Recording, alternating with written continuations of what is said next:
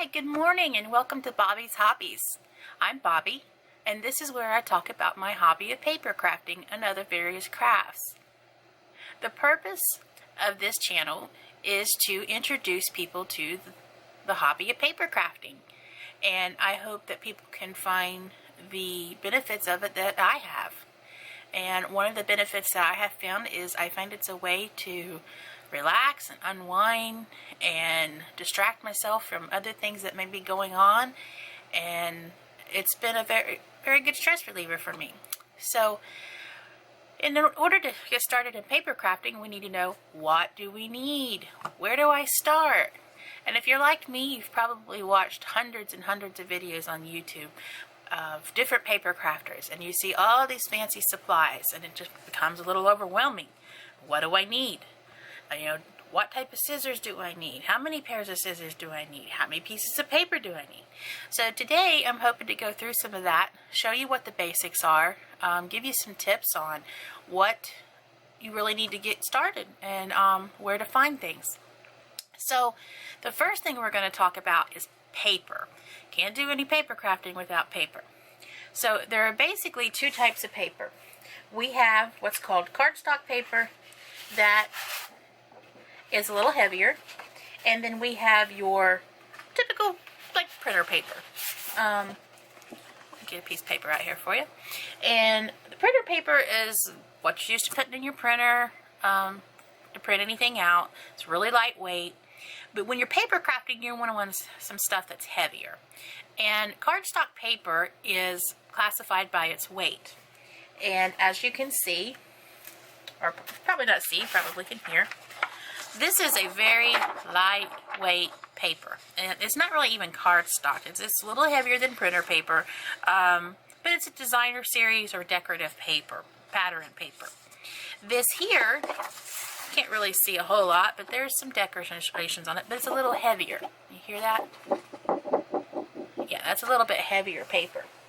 Now, cardstock can come in a multitude of colors, and it can come in design, as you see here. This is just white Canton cardstock paper, and this is 110-pound paper. Now, paper is classified by this poundage, as I previously said, by its weight. And the weight really has to do, in simplest terms, it's how much a certain amount of paper weighs during a certain process of the manufacturing. So the lower the number, the lighter the weight.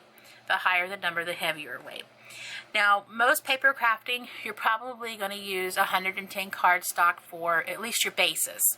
You might use a 65-pound cardstock, which is, let me see if I can find one. Yeah, here's more of a 65-pound one right here. A little bit different sound there. And that might be something that you'll use for layering. If you're doing 3D projects, you probably want the 110-pound. So where do you find them? Anywhere, really. Anywhere that sells any type of craft supplies. Walmart sells them. Joann's, Michael's, Hobby Lobby. Get it on Amazon. My advice would be to get 110-pound cardstock in white to get started, and then you can pick out your decorative papers there. And if it's not going to be the base for anything, I don't think it really matters, my personal opinion, the weight of it. It really just depends on what you're using it for. But if you're making a card and it's your decoration piece, it doesn't have to be as heavy. I would never pay full price for paper, because you can always use your coupons at Joann's and Michael's and Hobby Lobby and save at least 40%, if not more. It goes on sale all the time. Typically the pattern papers at those stores, you're going to probably pay by each sheet. I've gotten my papers as cheap as 10 cents a piece. Sometimes I've seen them as high as $1.59 a piece. It just depends on what you're getting. Now, something that is really neat to look at is getting a paper pack. Now, this right here is a paper pack that's a 6x6 paper. Some paper packs are in 12x12s, and some of them are in 6x6. If you're doing any type of scrapbooking, you're probably going to want 12x12, but you can also use these, especially if you're layering on top of another piece of paper. And this right here, it doesn't tell me the pound on it, but I think it's actually probably might even be a little bit less than 65 pounds. But The thing to keep in mind when you are buying these paper packs is even though you think you might be getting a really good deal if you get a whole lot at a cheap price, you might get tired of it after a while and just decide to stop using it. Kind of got burnt on the collars or something. So I typically stay at around 100 sheets, sometimes even less. It just really depends on how many different types of patterns are in there. And from this book, you can see this particular paper pack is blank on one side and had patterns on the other. Some paper packs are going to have colors on both sides. Sometimes it might be solid on one side and have a pattern on the other side. And then you can see that there's a couple sheets of each pattern. So you really just need to keep in mind how many different patterns in it, what you're going to want maybe use it for, and are you going to get bored with it before you use all of them. So a little bit more about size. As I said, this is a 6x6 paper pack. They also come in 8.5 by 11 and 12 by 12s. And even in the single sheets, you can get them 12 by 12 and 8.5 by 11. I haven't seen single sheets in 6 by 6 yet. I don't know if they have that, but anyways, you can always cut it down if you need a 6 by 6. But that's kind of the basics of your paper. So when you're doing a project, you just want to keep in mind, what is it going to be? What colors do you want to use? Do you want solids? Do you want patterns? Are you going to do multiple layers? In which case you're going to want, some cardstock for your base, and then you can use the lighter weight paper for your layers. Okay, so that's pretty much paper, and that's really all you need to be concerned about. As you advance more in paper crafting, you'll learn more about the different types of brands, which ones everybody has their opinion of what's best. There's a lot of different brands out there, a lot of different manufacturers, and a lot of different colors. And then there's companies that sell colors that match their inks for stamping. But that's pretty much it in a nutshell. The next thing we need to look at is cutting our paper. So let's talk about scissors. My opinion is there's really 3 basic types of scissors for paper crafting. Actually, there's probably really only 2. But first of all is just a long blade multi-purpose scissor. And these are to be used for pretty much anything that you need to cut. Especially if you're doing projects where you need to make long slits in paper. The thing about these is you have to keep in mind, if you're using them on other things other than paper, then they might dull out and not cut your paper as well. And they might get sticky stuff on them like I have on this pair of scissors. Usually you can get an adhesive remover and clean them up. But it's just kind of your multi-purpose scissors. And you don't have to get the name brand ones. You can go, the dollar store or Walmart and pick up the cheap pair. Now, my very favorite pair of scissors is the Tim Holtz. I really like this. They have a blade that things don't stick onto, that's got a rubber handle. They're very comfortable to use. And this blade is not as long. I will use this a lot for what we call fussy cutting, which is when you're wanting to cut something out in detail. And it overall works pretty well. Sometimes, though, you need an even smaller blade with more of a point and maybe even lighter weight. And that's when I'll go to these really small scissors. I think this actually is a pair of Cricut brand. And as you can see, it's got a very, let me see if I can zoom in here a little bit. It's got a very pointed end. It's great for poking holes in the paper if you need to cut out the center of something. But really, for the most part, something like this would do you. Okay, and then as you advance, you can get into the other pairs of scissors. There's scissors that cut out patterns. There's scissors that cut strips, multiple strips. And there's even tinier scissors in this, whatever's most comfortable for you. The next thing we need to talk about is paper trimmers. Although a paper trimmer is not something you 100% need, it is a great time saver, and it really helps to get your papers trimmed in a straight line. This particular one is made by Cricut, and the reason why I'm showing this is actually the one I've spent the less money on and I like the most. It's very lightweight. It has an expanding arm so that you can cut a full, actually this one goes up to 15 inches, so you can cut a 15-inch sheet. And then it goes a full, I think it's at least 12 inches the other way. So it can cut a full 12 by 12 sheet piece of paper. It has a line down the middle where when this folds over that the blade goes up and down on. And it's just a very simple slide. And the blade is removable and can be replaced. So if it gets dull, you can change it out. One way to sharpen these blades is to cut a couple sheets of aluminum foil. It'll sharpen them up for a little bit to make your blade last longer. I like this one because this part here is very sturdy. It doesn't bend or wobble a whole lot. I know it looks like it, but compared to some of the other ones, it doesn't bend as much. I actually got this on sale at Cricut for $6 with free shipping with the coupon code. Now, my other trimmer that I have that I've used for a long time prior to this one is a Fiskars. Now, this one's a little heavier. It's a little bigger. It also has an expanding arm. It comes out to the side here. And for some, there it goes. Now, what I don't like about this is, see, I just popped my blade off. See, this is a little more wobblier than the other one. These also have replacement blades, and they have a guide wire that it slides up and down on, as well as the crack here that the blade goes up and down on. Lots of different measurements on here to help you measure for different size cards. At the top, you'll notice there's measured in inches, half inches, quarter inches, and this is really good if you're wanting to get things down to an eighth of an inch. And that's why I recommend a paper trimmer, because it will really help you get precise cuts and straight cuts. Also, there's numbers down here at the bottom as well to help you with your guide for cutting. So, like I said, it's not a mandatory thing to get started, but it's definitely something I would invest in the long run. The other thing I would suggest is a ruler. These are actually kind of hard to see on here. Let me get a piece of paper up underneath here. Alright.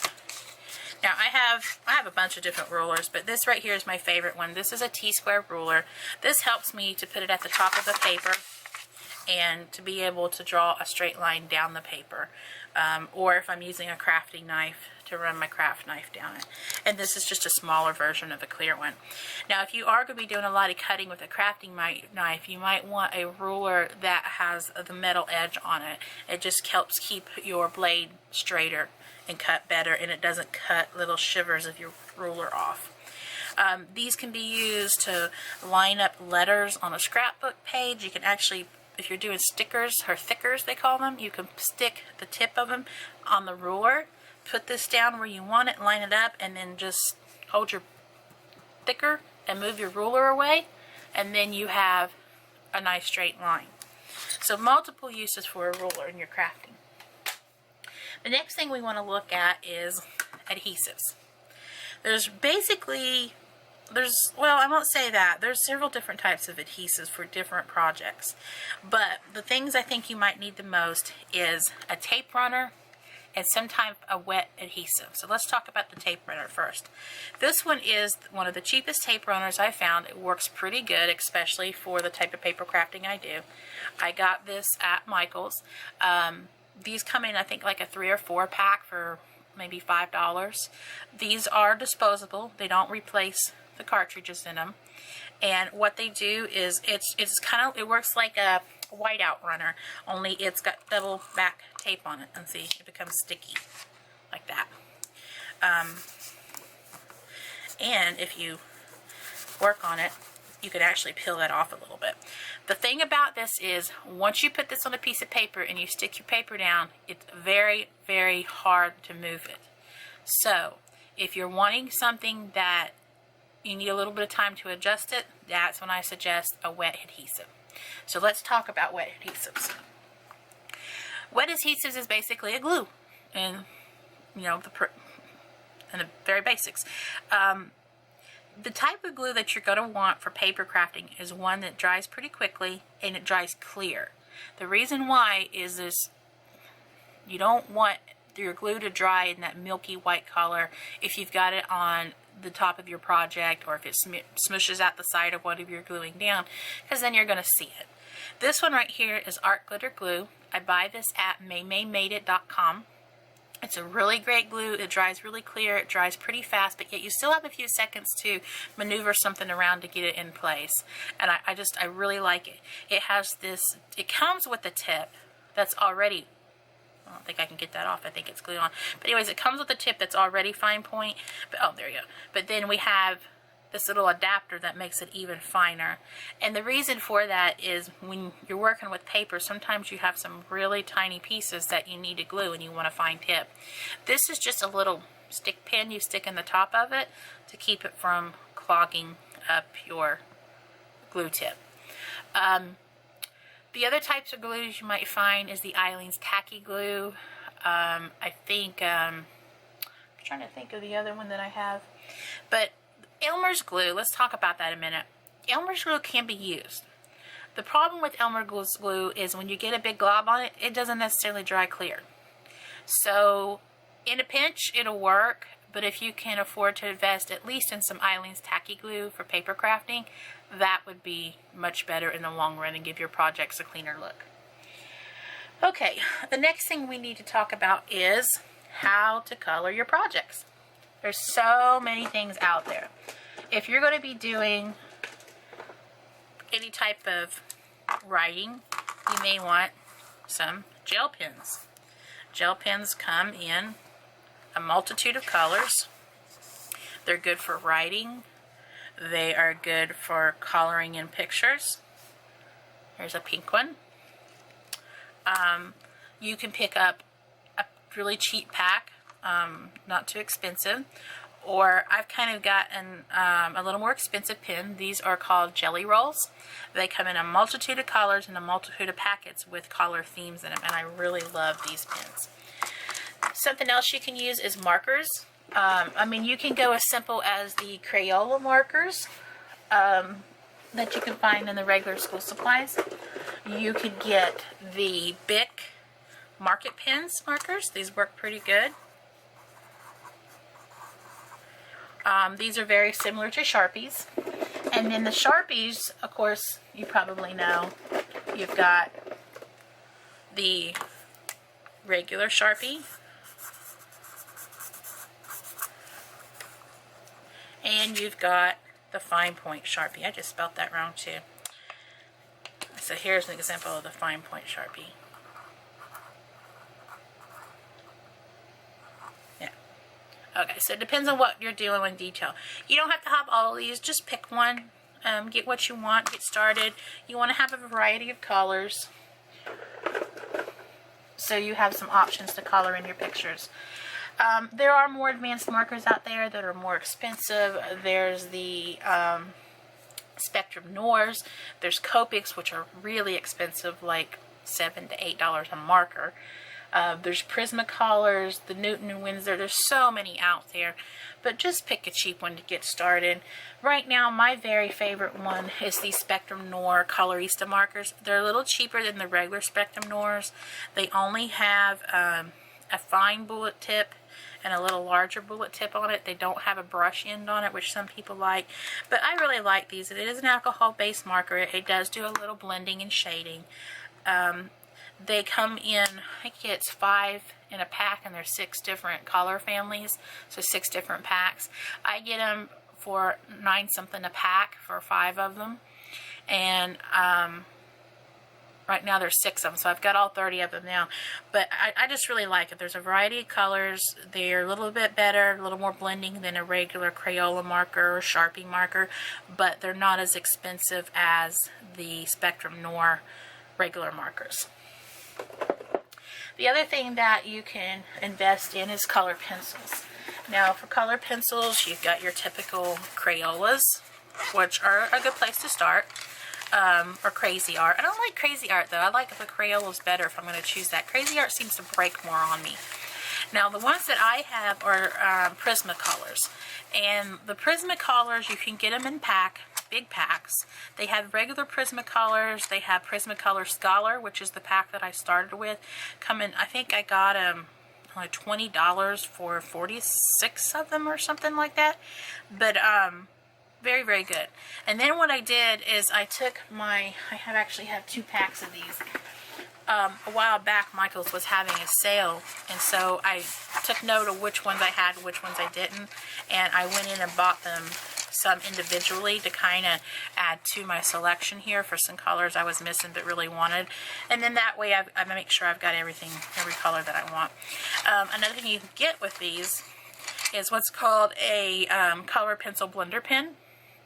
This is Artist Loft that I bought at Michael's, and it actually helps to blend your colors of your pencils some to give it a different effect.